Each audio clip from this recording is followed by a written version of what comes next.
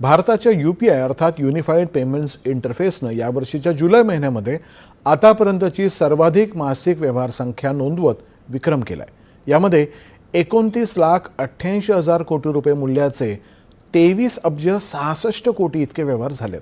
पंतप्रधान कार्यालयानं ही माहिती दिली आहे। ही कामगिरी भारताच्या डिजिटल पेमेंट व्यवस्थेसाठी एक महत्त्वपूर्ण टप्पा आहे। देशामधील डिजिटल पेमेंट व्यवस्थेचा निरंतर विस्तार होत असल्याचं आणि श्रेणी 2, श्रेणी 3 आणि ग्रामीण भागांमध्ये सुद्धा याचा मोठ्या प्रमाणामध्ये स्वीकार केला जात असल्याचंच यातून दिसून येतं असं पंतप्रधान कार्यालयानं म्हटलंय। 11 एप्रिल 2016ला सुरू झालेली UPI प्रणाली आज देशाच्या डिजिटल अर्थव्यवस्थेचा कणा बनली आहे।